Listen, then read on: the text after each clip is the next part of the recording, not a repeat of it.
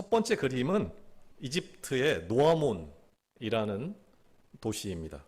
오늘날은 테베라고 불리고 아직도 발굴 중인 거대한 카르낙 신전, 정말 상상할 수 없을 만큼 큰 신전이 있고 나일강에 가면은 크루즈 여행을 하는데 그 크루즈의 출발점이라고 합니다.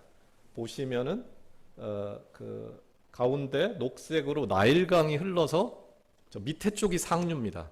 그래서 물이 쭉 흘러서 지중해로 흘러 들어가는 문명의 발상지지요. 그런데 그곳에 밑에 제가 파랗게 밑에 쪽에 오른쪽에 동그라미를 쳐놨지요. 그게 나일강이 흐르다가 약간 굽이칩니다. 꺾어져 있죠. 그 굽이친 곳에 있는 도시가 노아몬, 아몬의 도시, 신의 이름이에요. 이집트 사람들이 믿는. 노가 도시라는 말이에요. 그래서 노아몬 그러면 아몬의 도시라는 말인데 오늘 나훔에 이 노아몬 이야기가 나옵니다. 이 노아몬은 좌측에는 나일강의 상류가 흐릅니다. 이렇게. 그리고 그 오른쪽에는 우리가 많이 들어봤을 모세가 강을 건넜던 출애굽을 했던 홍해가 흐르고 있습니다. 그러니까 좌우에 큰 강이 있어서 성벽처럼 두르고 있어서 거의 난공불락의 요새 같은 도시입니다. 그리고 남쪽은 영어로 써 있어 그런데 사막지대입니다. 그러니까 여기를 쳐들어올 방법은 딱 하나밖에 없어요. 저 위쪽 꼭대기로부터 해서 밑으로 쭉 내려오는 이 방법밖에는 없는데 오늘 성경에 보면은 주변국들과의 연대도 엄청 탄탄해가지고 지원군이 워낙 많아서 난공불락의 요새입니다. 그리고 오랫동안 이집트의 수도로 최대 도시로 자리 잡았던 도시, 이게 테베, 노아몬입니다. 그런데 이 도시가 역사상 한번 무너집니다. 그게 기원전 663년에 거대 제국이었던 고대 근동에 거의 사실상 처음으로 나타났던 거대한 제국이었던 아수르 제국의 아슈르바니팔이라는 왕이 있었는데 이 왕에 의해서 이 노아몬이 무너집니다. 오늘 읽은 1장만 오늘 읽었는데 이 나홈이 3장으로 되어 있다고 그랬죠. 그 3장의 끝부분에 보면 3장 8절에서 10절에 보면은 이것이 이 노아몬이라는 도시가 무너진 게 과거에 일어났던 일이라는 말이 나옵니다. 3장 8절에 보면 내가 어찌 노아몬보다 낫겠느냐. 그는 강들 사이에 있으므로 물이 둘렸으니 바다가 성루가 되었고 바다가 방어벽이 되었으며 구스와 애굽은 그의 힘보다 강하여 끝이 없었고 붓과 루빔이 그를 돕는 자가 되었으나 그가 포로가 되어 사로잡혀갔고 그의 어린아이들은 길 모퉁이에 메어침을 당하여 부서졌으며 그의 존귀한 자들은 제비 뽑혀 나누었고 그의 모든 권세자들은 사슬에 결박되었나니. 이 난공불락의 요새가 무너졌다. 어린아이들을 돌에 쳐서 죽였다는 말이에요.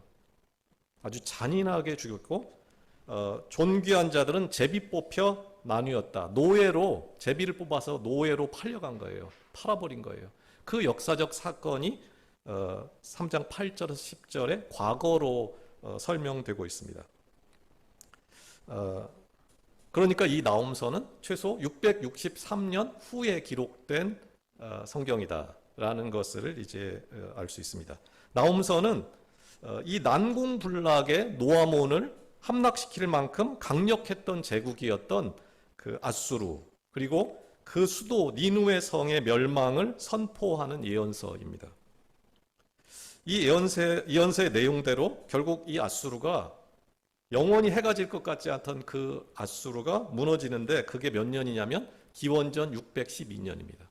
그러니까 나홈서는 근데 이 무너진다는 것이 미래로 표현이 되니까 그러니까 이 나홈서의 기록 시기는 기원전 663년에서 612년 사이 50년 어간에 이 기록되어 있다라고 볼 수 있겠습니다.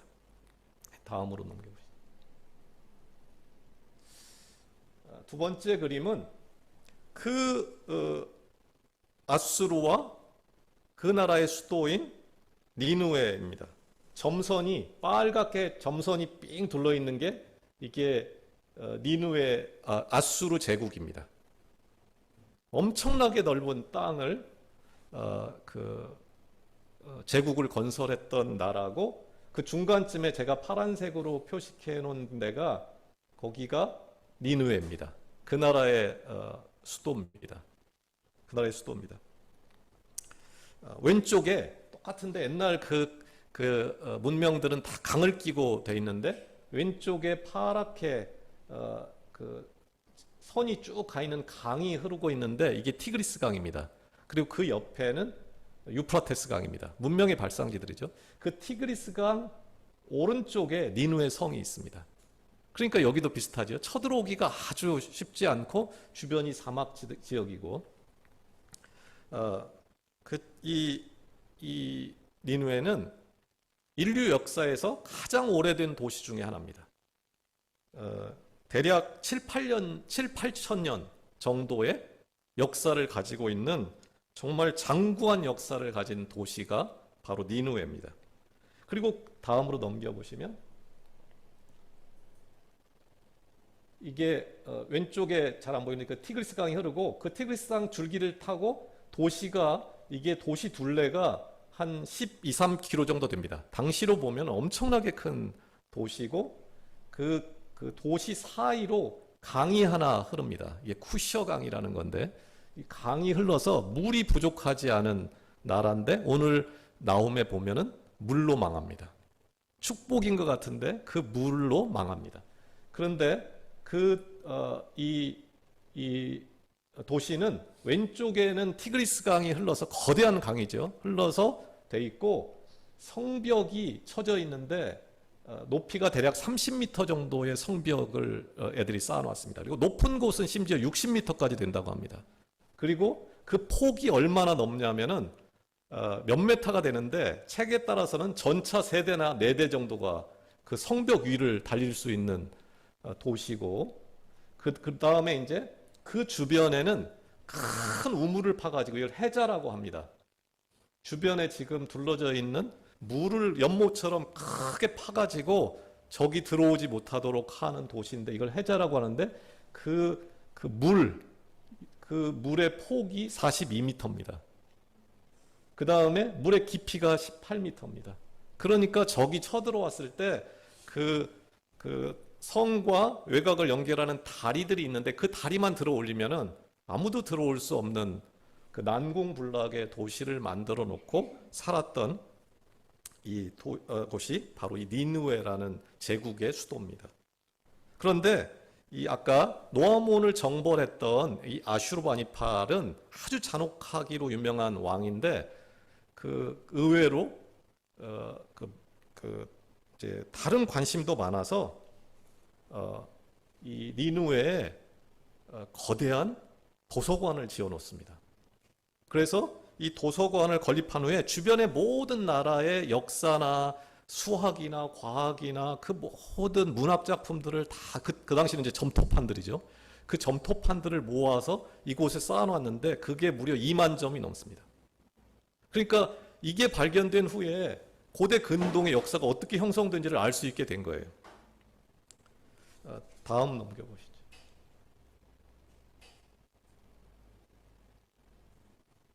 이게 이 니느웨 얘기가 성경의 요나서에도 나오고 오늘 나홈에도 나오는데, 사람들은 니느웨가 오늘 나홈의 예언처럼 역사 속에서 완전히 사라져 버렸어요.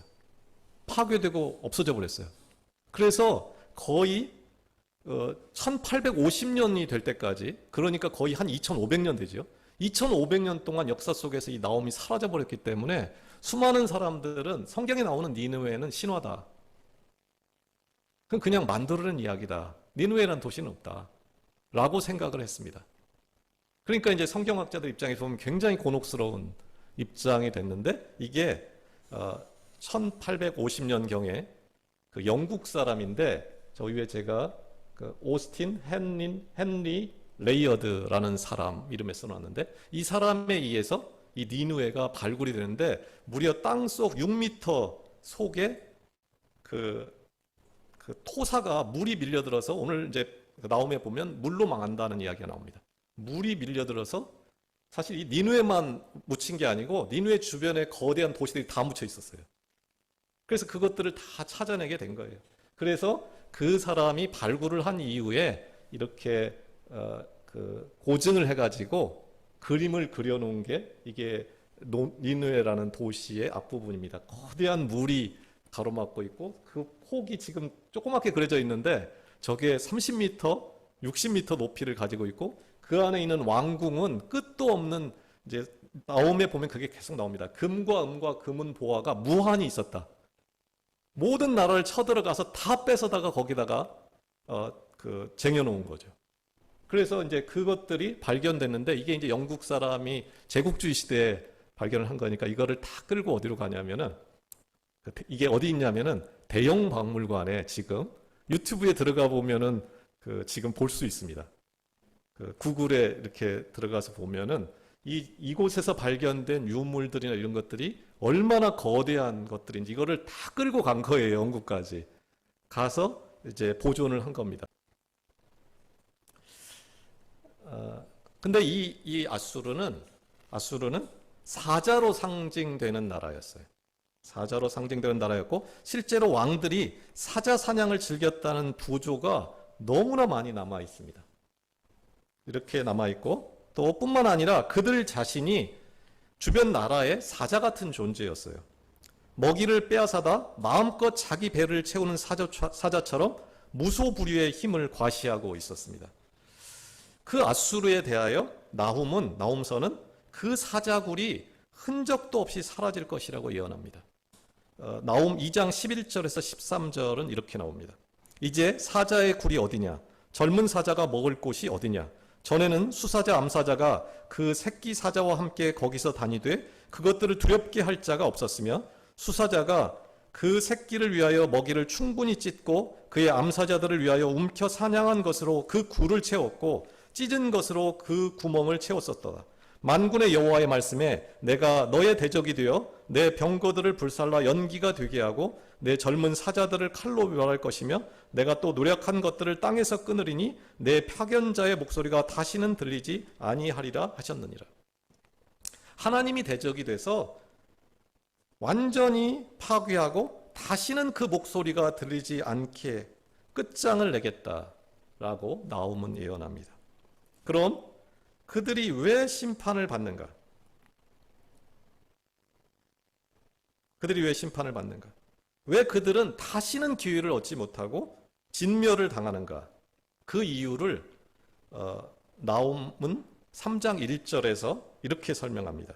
화 있을진저 피의 성이여 그 안에는 거짓이 가득하고 포악이 가득하며 탈취가 떠나지 아니하는도다. 그들이 피의 성, 피로 물든 성이기 때문에 망한다. 거짓과 포악과 탈취가 떠나지를 않으니까 망할 수밖에 없다. 실제 그들은 역사상 가장 잔혹한 제국 중에 하나였습니다. 그들은 강력한 철기 문화 또 기마부대를 기반으로 주변 국가를 빼앗은 후에 반란을 일으키면은 가장 극도로 잔인한 방식으로 응징을 했습니다. 그리고 이것을 자기들이 한 행위들을 글이나 그림의 형태로 남겨서 자기 왕궁을 방문하는 사람들에게 보여주고 그 보는 것만으로도 두려움에 떨도록 그래서 아예 반란은 꿈도 못 꾸도록 하는 방식으로 그 제국을 경영했습니다. 다음 넘겨보시죠. 멀어서 잘 안 보일 수 있는데 그들의 잔혹상은 이루 말할 수가 없습니다. 그들은 사람의 껍질을 벗겨서 성벽에 바르는가 하면 그리고 그것을 부조로 남기는 거예요. 그림으로. 그리고 목과 손과 발을 잘라서 탑을 쌓기도 하고 적국의 왕의 목을 베어서 그 왕궁의 정원에 나무에 매달아 놓고 연회를 즐깁니다. 그리고 활을 연습하는 용도로 나무에 그 죽인 사람의 머리를 쭉 매달아 놓고 그것을 관역으로 활을 쏴서 활 쏘는 연습을 합니다. 제가 그림을 몇 개만 가져왔는데 이거 말고도 정말 어떻게 인간이 저럴 수가 있지? 하는 모습들을 다 벽에 부조로 그려서 자기 왕궁이나 있는 곳에 마치 오늘날로 보면은 4컷짜리 만화나 이런 것처럼 그림을 그려서 성을 어떻게 침략하고 어떻게 죽이고 하는 것들을 다 기록으로 남겨놓았습니다. 그리고 가는 곳마다 은과 금과 보물을 산더미처럼 빼앗아서 자신의 도성에 사자가 먹이를 채우듯이 채웠습니다. 나홈서 2장 9절에서 10절은 이렇게 말합니다. 은을 노력하랴 금을 노력하랴 그 저축한 것이 무한하고 그 아름다운 기구가 풍부함이니라. 니느웨가 공허하였고 황폐하였도다. 주민이 낙담하여 그 무릎이 서로 부딪히며 모든 허리가 아프게 되며 모든 낯이 빛을 잃도다. 은과 금이 그 저축한 것이 무한했다. 근데 지금 멸망하면서 은과 금과 그 무한히 많은 것들을 다 다른 사람이 노략질해 간다. 그래서 이제 니느웨는 텅 비게 될 거다 라고 예언합니다. 우리 인생이 가장 넉넉하다고 생각하는 그 순간이 가장 위험한 순간임을 경고하는 음성일 것입니다. 나홈의 끝 3장 19절은 이렇게 마무리됩니다. 3장 19절 내 상처는 고칠 수 없고, 그러니까 니느웨의 상처는 고칠 수 없고 내 부상은 중하도다. 내 소식을 듣는 자가 다 너를 보고 손뼉을 치나니 이는 그들이 항상 내게 행패를 당하였음이 아니더냐 하시니라. 그들이 망하는 이유가 항상 누군가에게 행패를 부려가지고 자신의 곳간을 채우고 또 사악한 것을 권하고 사람들을 하나님으로부터 멀어지게 하는 우상을 온 땅에 흩뿌리고 다녔기 때문에 그들이 망할 수밖에 없다 라는 것이 나홈서의 이야기의 배경입니다. 일단 여기까지 하고 원위치라고 이제 본문으로 좀 설명하겠습니다.